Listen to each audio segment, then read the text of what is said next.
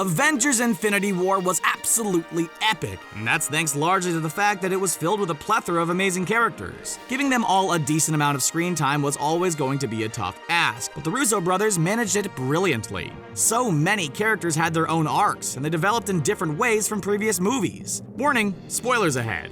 Don't forget to hit that subscribe button and ring that little bell to join our notification squad. Without further ado, here are some characters that looked better after Infinity War, and some that looked worse. I'm bringing the party to you. Better, Iron Man. Tony Stark has always been a big player in the MCU. His first movie started it all, and he's the flagship character in the franchise, but Avengers Infinity War saw Iron Man's power levels go up several notches. The new nanotechnology housed in Stark's chest allows for the instant creation of pretty much any device he needs, from wings, rockets, blades, lasers, and many more. It even allows his armor to form around his body at any given moment. He's also much tougher and harder to hurt with this new tech, as he was able to go toe-to-toe with the Hulk-like Call Obsidian and even made Thanos himself bleed. He gained the Mad Titan's respect and gave him a much harder time than the Hulk did, and Thanos had 3 more Infinity Stones when he was fighting Stark. Earth does hate you.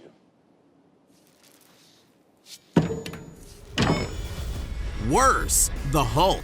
The Hulk had proven himself to be one of the most formidable individuals in the MCU prior to Avengers Infinity War. He's beaten the likes of Abomination, Loki, a Chitauri Leviathan, and Fenris. He's fought relatively equally with Thor, and he was even prepared to attack the gigantic fire demon Surtur, but Infinity War made him look a lot less formidable. After going up against Thanos early in the movie, a fight in which he was beaten down quite emphatically, he refused to come out for the rest of the film. He wouldn't fight Call Obsidian and Ebony Maw in New York, and he wouldn't take part in the huge battle in Wakanda, which forced Bruce Banner to don the Hulkbuster armor that was designed to fight against him instead.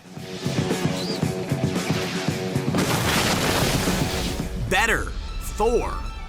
As the Asgardian god of thunder, Thor has always been a powerful hero in the MCU, but he came out of Avengers Infinity War looking more powerful and heroic than ever. After initially taking an off-screen beating at the hands of Thanos and his children, Thor survived a Power Stone-induced explosion and a spell floating unconscious in the vacuum of space. He then went on a quest for a weapon that required him taking the force of a star before joining his fellow Avengers and heroes in the Battle of Wakanda. Thor took out hordes of Outriders with ease with his new weapon, but it was what he did to Thanos that was most impressive.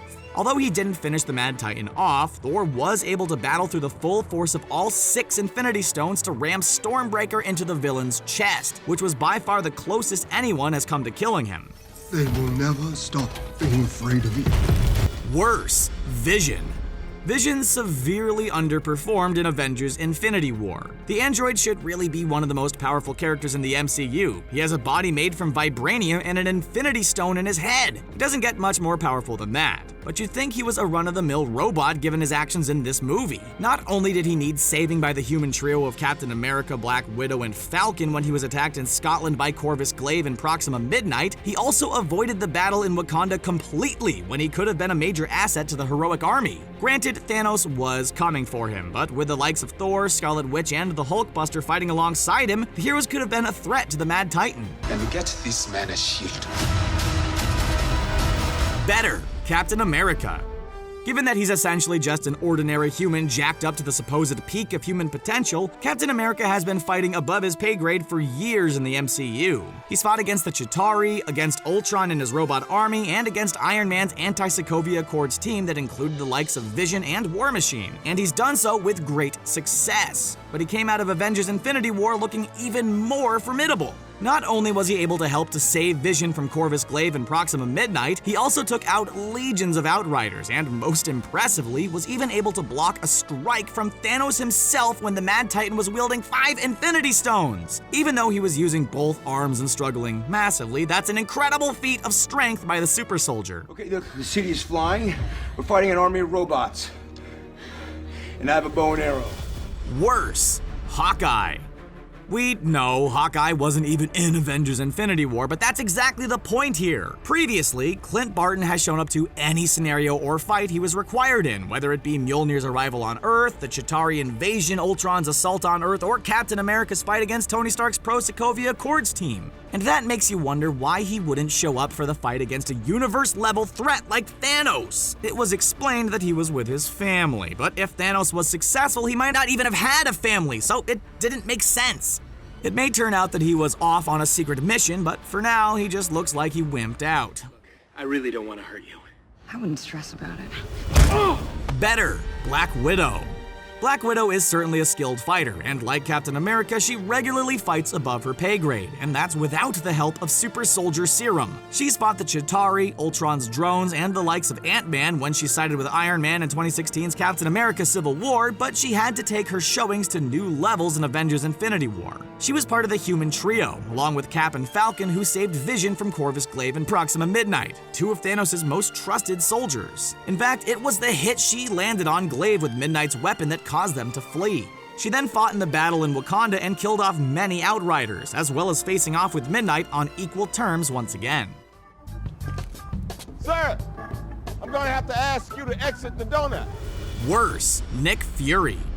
Nick Fury is known for being prepared for anything. He oversaw the creation of the Avenger Initiative because he knew the world was on the verge of war with extraterrestrial beings, and when extraterrestrial beings attacked, he activated it, and the Avengers defeated Loki and his army. He then faked his own death in 2014's Captain America the Winter Soldier, helped to sabotage Hydra's helicarriers, and enabled information about Hydra's infiltration of S.H.I.E.L.D. to be made public. Then in 2015's Avengers Age of Ultron, he helped the titular team formulate a plan to defeat Ultron before turning up in a helicarrier to save the day in Sokovia. And yet, in Avengers Infinity War, he was nowhere to be seen, and they didn't know about the battle in Wakanda until people were already starting to disappear due to Thanos' finger snap. Poor show, Nick Fury. Poor show.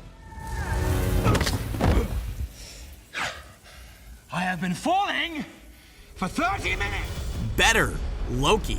Loki has alternated between being an outright villain and a semi-decent individual in the MCU, but Avengers Infinity War made him look better than ever before he lost his life trying to do the right thing. After being the villain in both 2011's Thor and 2012's The Avengers, he showed both his good and bad side in 2013's Thor: The Dark World, before ultimately siding with his brother in 2017's Thor: Ragnarok. At the start of Avengers Infinity War, when Thanos ransacked the ship Loki, Thor, and their allies were on, it looked as though the God of Mischief was ready to join Thanos in his quest to kill half of all life in the universe. But he was actually attempting to kill the Mad Titan. Thanos killed him as a result, and Tom Hiddleston's character died a heroic death.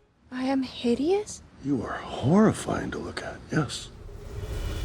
Worse, Mantis. Mantis didn't really have a lot to do in Avengers Infinity War, and to be fair to her, what was asked of her wasn't an easy task. But given what she's been proven capable of in the past, she didn't cover herself in glory against Thanos. In 2017's Guardians of the Galaxy Volume 2, she was able to temporarily put the planet-sized ego to sleep using her powers, which would suggest they would work on anyone, but she struggled against Thanos. Although the villain was wielding 4 Infinity Stones at the time, none of them were the Mind Stone, so when Mantis tried to put him to sleep, his mind was in no way reinforced. She simply couldn't overcome his willpower, and given what she did to Ego, that was a poor showing. Mamu, I've come to bargain. Better, Doctor Strange. Doctor Strange showed signs of an increase in power in 2017's Thor: Ragnarok. In his brief appearance in that movie, he was able to teleport Thor around the Sanctum Sanctorum, make Loki fall through space for 30 minutes, create beer from nothing, and magically locate Odin. In Avengers Infinity War, he stepped it up a notch, as his power had increased exponentially. He was a good match for the incredibly powerful telekinetic Ebony Maw, one of Thanos' children and most powerful allies. He was able to create dozens of clones of himself, with each one capable of acting independently by casting the images of Econ. He cast the Crimson Bands of Sidorak, which were strong enough to briefly immobilize Thanos. And of course, he was holding his own against the Mad Titan when he had 4 Infinity Stones. I think it's good, except it sucks. So let me do the plan, and that way it might be really good. Wow. Worse, Star-Lord. Star-Lord was undoubtedly the character who came out of Avengers Infinity War looking the worst, as his actions cost the lives of 50% of the universe's population. Peter Quill has always been a little rash and irresponsible, but not to the point that it put so many people at risk. When Iron Man, Doctor Strange, Spider-Man, Drax, Mantis, and Nebula had combined to subdue Thanos, Quill learned from Nebula that Gamora was dead. Iron Man and Spider-Man almost had the gauntlet removed from that Mad Titan's left hand, but Quill reacted to the news of Gamora's death by physically attacking the villain, which freed him from his predicament and allowed him to keep hold of the gauntlet. It showed how he can let his emotions get the better of him, and although it was somewhat understandable in the circumstances, he should have kept his cool. But this does put a smile on my face. And that's the end of our video. Did you enjoy it? Which characters do you think came out of Avengers Infinity War looking better than before? Which ones came out looking worse? Let us know your thoughts in the comment section below, and don't forget to like, share, and subscribe to CBR for more great videos just like this one. Thanks a whole bunch for watching.